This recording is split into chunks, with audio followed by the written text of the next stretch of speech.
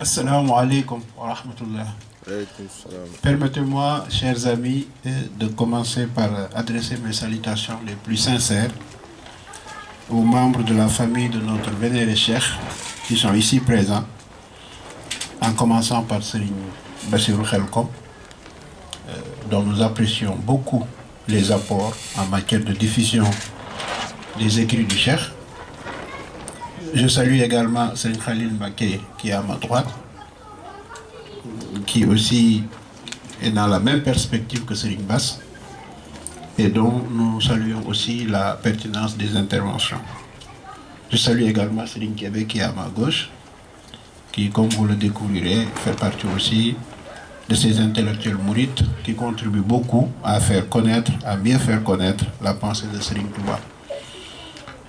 Je vais réserver une mention spéciale à Serigne Abdou Aziz Madialis pour la profondeur de son exposé. Il disait en concluant que Murtada va probablement aller en plus dans la profondeur, mais je pense que je vais me contenter de le commenter parce que je trouve que son exposé était d'une profondeur exceptionnelle. Je salue également son action qu'il a menée, qu'il mène encore aujourd'hui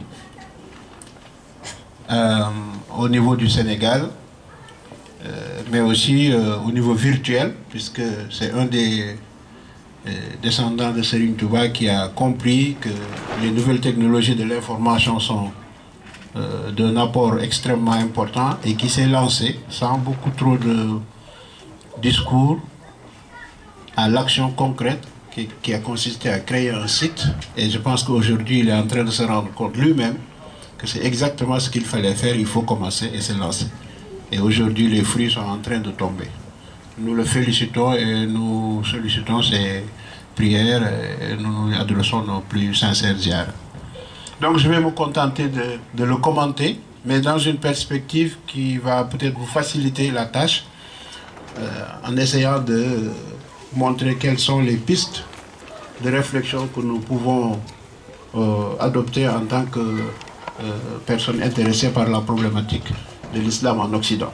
Comme Serigne Abdou l'a dit, il a construit son exposé sur 3 pages qui me paraissent extrêmement importantes. D'abord, il nous a défini le contexte historique dans lequel les premiers contacts entre l'islam et l'Occident se sont déroulés. Et il a bien montré que dans cette première phase, c'était plutôt des contacts conflictuels qui ont eu lieu, mais des contacts conflictuels entre des autochtones et des étrangers. Des étrangers qui étaient comme de passage, des étrangers qui sont venus juste commercer, dialoguer ou guerroyer. Et puis il a montré que une nouvelle donne est apparue par le phénomène de l'immigration qui a fait que l'islam qui était juste venu comme visiteur est devenu une présence physique réelle en Occident, notamment par l'irruption sur la scène de la deuxième génération des migrants. Et à partir de là, il a énuméré une série de problèmes générés justement par ces difficultés qui sont nées, les unes des approches conflictuelles, les autres de la présence physique des musulmans, pour nous suggérer d'innombrables pistes de réflexion dont je salue la pertinence. En ce qui me concerne, je pense que aujourd'hui, en tant que migrant musulman, et plus particulièrement mouride, je pense qu'il faut privilégier 3 axes si nous voulons rendre l'islam beaucoup plus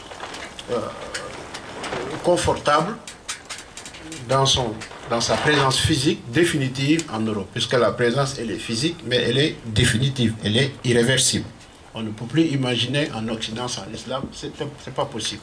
Tout simplement par le phénomène de la démographie, qui est celui de la deuxième génération et bientôt de la troisième génération. Tous ceux qui sont nés de parents migrants sont devenus aujourd'hui, pour prendre l'exemple de la France, des Français à part entière, et il n'est pas question de leur faire renoncer à leur religion. Donc la présence de l'islam en Occident est un phénomène irréversible et définitif. Donc pour rendre cette présence-là plus confortable, plus conforme d'ailleurs aux objectifs ultimes de l'islam, qui sont des objectifs de permettre à l'homme de remplir son statut sur terre, je reviendrai sur celui-ci, je pense que nous devons privilégier au moins 3 axes. et je vais les énumérer et les commenter, et ce sera donc ma contribution, en espérant que cela va susciter chez vous d'autres questions.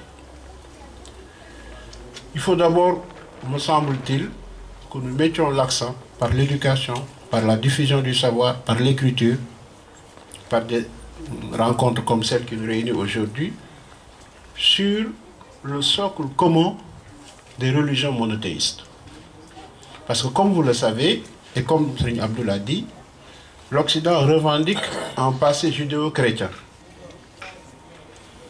Or, il se trouve que aussi bien le judaïsme que le christianisme sont des religions reconnues par l'islam comme étant des religions monothéistes qui ont été apportées aux humains par des prophètes authentiques. Ce que l'islam ne leur reconnaît pas, c'est leur pérennité. C'est-à-dire que dans la vision de l'islam, lorsque Sayyidina Muhammad est arrivé sur la scène, ces religions auraient dû demander à leurs adeptes de le rejoindre. Mais l'islam leur reconnaît leur authenticité originelle. Donc, si nous arrivons, à travers des débats, à travers des publications, à mettre l'accent sur ce qui est commun à ces trois religions, et qui est le monothéisme, je pense que nous arriverons à amorcer, en tout cas créer des conditions favorables au débat, et justement aux échanges et au dialogue entre les religions. Le monothéisme qui est commun à ces trois religions renvoie à un Dieu qui est transcendant, inaccessible par l'homme, à qui il a plu de conférer à l'homme un statut spécifique, c'est-à-dire un statut de privilégié. L'homme est le bien-aimé de Dieu par les créatures, parmi les créatures, et par conséquent, il a conçu une chaîne de prophètes, une chaîne prophétique destinée à rendre à l'homme sa tâche plus facile, destinée à permettre à l'homme de jouer le rôle qui lui revient sur cette terre. Cela est commun aux trois grandes religions monothéistes. Et ça renvoie à l'idée du statut de l'homme sur terre. Ça explique pourquoi l'homme est en perpétuelle quête de sens, mais de sens à donner à sa vie sur terre. Pourquoi sommes-nous sur cette terre? Pourquoi sommes-nous si minuscules?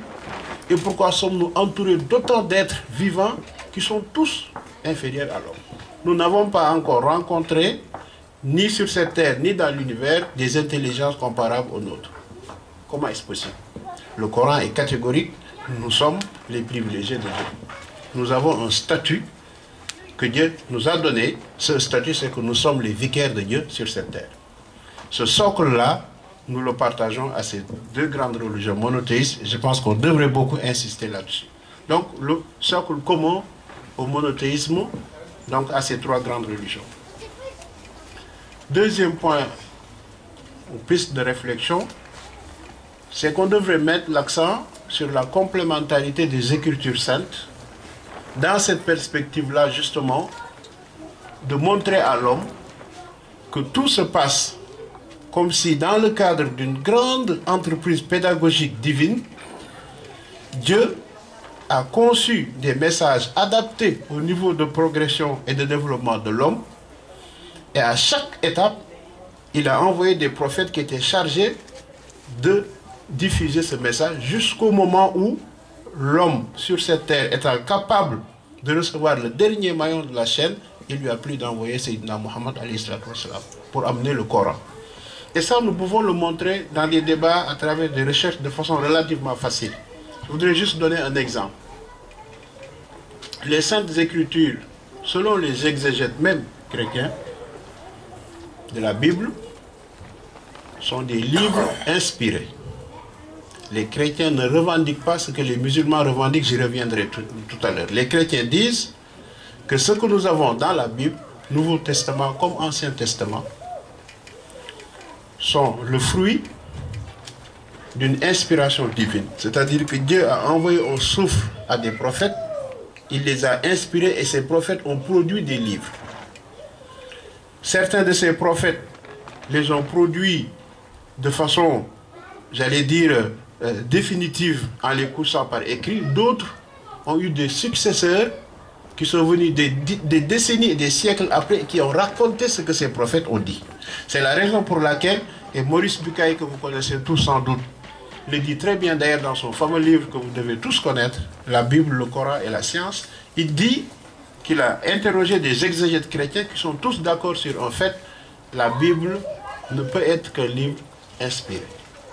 Et par conséquent, elle peut reproduire les errements de l'humanité de l'époque, les erreurs de conception de l'époque, parce que ce sont des livres inspirés. Et Maurice Bucaille dit, mais justement c'est le cas.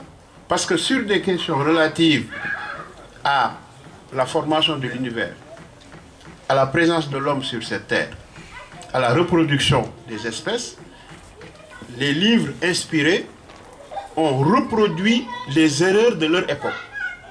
Les erreurs de l'époque sont lesquelles? C'est qu'à l'époque où ces livres ont été inspirés, l'humanité n'avait pas encore un esprit scientifique complet. Donc elle était incapable de concevoir ce que la science moderne trouvera plus tard. Sur cette question-là, les exégètes chrétiens sont tous d'accord. Or, qu'est-ce qui se passe lorsqu'on aborde le Coran? On se rend compte que selon les exégètes musulmans, le Coran est un livre révélé. Et c'est là la grande différence. C'est Dieu, subhanahu wa ta'ala, par l'intermédiaire de l'archange Gabriel, qui a dicté à Sayyidina Mohammed le Coran. Ce dernier l'a fait transcrire de son vivant. Des disciples l'ont appris par cœur. Et dès 1632, on a commencé à le réunir dans un livre. Ce qui explique quoi? Ce qui explique qu'il n'y a aucune contradiction dans le Coran en ce qui concerne les questions que j'ai soulevées tout à l'heure, à savoir les questions sur la formation de l'univers, sur la reproduction des espèces, sur le déluge universel, etc. Tout ce que comporte le Coran sur ces questions-là intrigue aujourd'hui les scientifiques parce qu'il n'y a pas de contradiction absolue. Donc, si on met les deux ensemble, on se rend compte qu'il y a comme une sorte de complémentarité des Saintes Écritures, mais une complémentarité qui fait apparaître une sorte de pédagogie divine que Dieu lui-même a choisi pour aider l'homme justement à remplir son rôle sur cette terre. Au fur et à mesure que l'homme se développe, au fur et à mesure qu'il devient capable de Dieu, comme disent certains, l'homme est capable de Dieu, au fur et à mesure qu'il devient apte à saisir la transcendance divine, Dieu a parfait ce message qui était envoyé par bribes par l'intermédiaire des prophètes. Je pense qu'autour de cette question-là, de la pédagogie divine auprès de l'humanité, nous pouvons trouver un terrain d'entente avec ceux qui professent les religions monothéistes. C'était donc la deuxième piste que j'ai formulée en disant qu'il s'agit de la complémentarité des Écritures saintes à travers une grande entreprise de pédagogie divine. Et puis, troisième piste de réflexion qui renvoie donc à cette deuxième phase que Serigne Abdou a mentionnée, à savoir la présence physique de l'islam et l'émergence d'une deuxième génération. Je pense que nous devons éviter le piège de l'intégration et nous concentrer sur un aspect qui est le suivant. C'est d'aborder toujours les problèmes d'intégration sous l'angle de la sociologie. Mettre l'accent sur les fondements sociologiques des problèmes de l'intégration. Je voudrais citer juste 3 points. L'échec scolaire, l'accès au logement, l'accès à l'emploi sont autant de phénomènes sociologiques qui caractérisent les problèmes rencontrés par les deuxième génération des migrants. Tous les spécialistes des sciences de l'éducation qui sont sérieux sont unanimes. Lorsqu'on analyse les problèmes de performance des élèves, il n'y a rien qui peut renvoyer à l'idée de race ou d'ethnie. Autrement dit, à niveau socio-économique comparable, les enfants des migrants n'échouent pas plus que les enfants des autochtones qui ont le même niveau socio-économique. Autrement dit, les enfants des ouvriers français de souche ne connaissent pas de réussite scolaire supérieure à celle des enfants des ouvriers, c'est-à-dire des gens de même niveau socio-économique des migrants. De même, il n'y a pas plus de réussite chez les enfants des hautes sphères de la société, des classes qui sont économiquement à l'aise, quand on compare des tranches de la population, mais qui ont le même niveau socio-économique. Autrement dit, le véritable fondement sociologique de ces difficultés d'intégration n'ont rien à voir ni avec la religion, ni avec la race. Or, c'est ce que veulent nous faire croire justement les extrémistes. Les extrémistes développent des discours qui renvoient toujours l'individu à ses origines, à sa race, à sa religion. Alors que ce sont des problèmes concrets d'ordre matériel que les politiques peuvent résoudre, qui sont à l'origine justement de l'échec scolaire. J'ai cité l'accès au logement et l'accès à l'emploi. Autrement dit, ne tombons pas dans le piège, n'acceptons pas qu'on stigmatise nos enfants. Battons-nous sur le terrain de la sociologie, des sciences de l'éducation, pour montrer que lorsqu'on met des enfants d'origine immigrée dans les mêmes conditions de travail que des enfants d'autochtones, les résultats scolaires sont comparables. Et ça, les sociologues de l'éducation l'ont montré depuis belle lurette. Donc, battons-nous en ce qui concerne l'intégration, mais sous cet angle-là des fondements sociologiques des problèmes de l'intégration.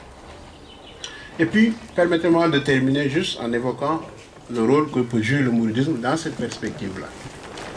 Je pense que, en ce qui concerne la complémentarité des Écritures saintes, je pense que l'éducation que nous avons reçue en tant que mourides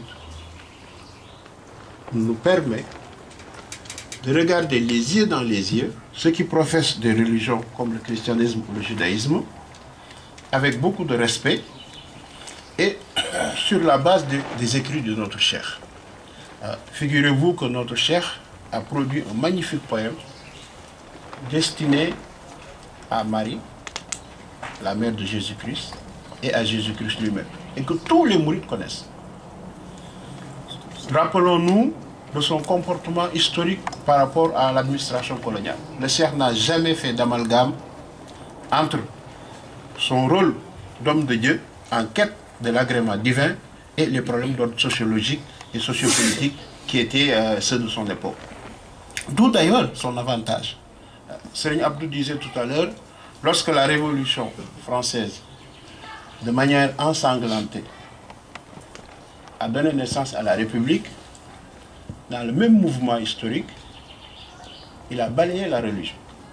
Il s'est attaqué aux prêtres, il s'est attaqué à l'Église. La question que je me pose et qui renvoie au comportement de Serigne Touba, c'est pourquoi?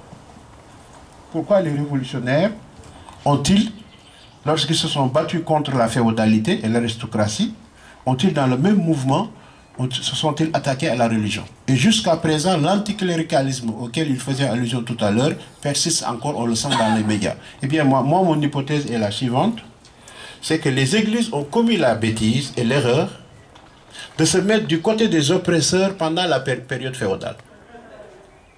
L'Église catholique ne s'est pas suffisamment bien démarquée de la féodalité et de l'aristocratie. Raison pour laquelle, lorsque la féodalité a été combattue et l'aristocratie battue, l'Église a été mise dans le même sac. La meilleure illustration de ce que je dis, c'est de scruter l'histoire du Sénégal. C'est exactement l'inverse qui s'est produit.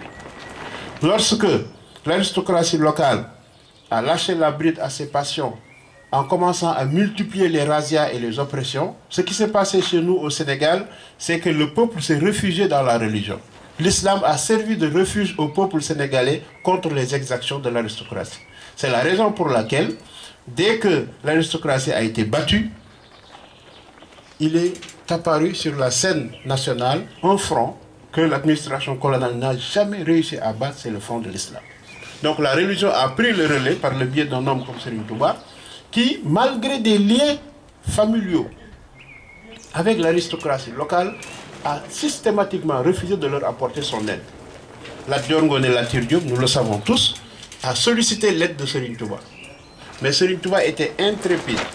Ce qui l'intéresse, ce n'était pas la politique de ce bas monde. Ce qui l'intéresse, ce n'était pas de haïr ou de détester l'administration coloniale ou les Blancs. Ce qui intéressait, c'est la face de Dieu. Et c'est ce que nous n'arrivons pas à faire. Regardez l'amalgame qui existe entre le nationalisme arabe et l'islamisme. Beaucoup de déviance que l'on note dans l'islamisme est souvent liée à une forme de nationalisme arabe qui ne dit pas son nom. La plupart de ce qu'on appelle aujourd'hui intégristes sont simplement des hommes politiques.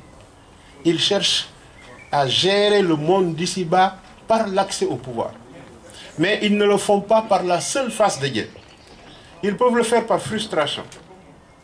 Ils peuvent le faire parce qu'ils ont été humiliés par l'Occident. C'est défendable. C'est noble. Un jeune Sénégalais peut faire de la politique pour redresser la tête de son peuple. Mais a-t-il le droit alors d'invoquer Dieu lorsqu'il le fait. J'entends par là que ce n'est pas facile d'œuvrer pour la seule face de Dieu. Parce que quand on œuvre pour la seule face de Dieu, on ne voit plus les races. On ne voit plus les nations. On voit l'homme, le fils d'Adam. Et c'est à ce niveau-là que notre vénéré cheikh a réussi à se hisser. C'est la raison pour laquelle il a réussi à renvoyer dos à dos aussi bien l'aristocratie locale que l'administration coloniale. Et au final, c'est lui qui triomphe, ce qui explique notre présence aujourd'hui. Voilà un défi que nous devons relever. Ne mélangeons pas nationalisme politique et œuvrer pour la face de Dieu. Bien entendu, si nous arrivons à bâtir un nationalisme propre et compatible à l'islam, tant mieux. Mais il faut que ce nationalisme soit propre et compatible à l'islam. D'ailleurs, le panarabisme qui est né à la fin du 19e siècle a été rapidement confronté à cette situation-là. Vous vous souvenez, à l'époque, le monde musulman était dirigé par l'Empire ottoman, donc tout se passait depuis la Turquie, par le califat de Turquie. Et lorsque le panarabisme est né, très rapidement, on a vu poindre comme ça une sorte de contradiction. C'est qu'il y a eu des Libanais et des Syriens qui étaient pour le panarabisme, mais qui n'étaient pas musulmans. Qui étaient des nationalistes arabes, mais non musulmans. Et immédiatement, les contradictions se sont opérées. Donc, si nous arrivons à faire la différence entre un nationalisme politique et œuvrer pour la face de Dieu, je pense que nous réussirons à être dans des conditions meilleures pour mettre en pratique l'enseignement de Serigne Touba. Serigne Touba, le temps ne le permet pas, mais j'ai l'habitude d'ailleurs dans mes interventions de citer des exemples concrets qui montrent qu'il n'a jamais préféré le noir au blanc ou le blanc au noir, qu'il a réussi toujours à se mettre au-dessus. Puisse Allah subhanahu wa ta'ala nous raffermir pour que nous puissions tous arriver à ce niveau, je le reconnais, qui est extrêmement élevé, mais qui permettrait justement de faire la part des choses entre islamisme, islam, terrorisme, etc. Voilà rapidement les quelques mots que je voulais prononcer. Encore une fois, dans le but d'éveiller en vous des questions pour que le débat auquel nous allons assister maintenant puisse être fructueux. Je vous remercie de votre attention.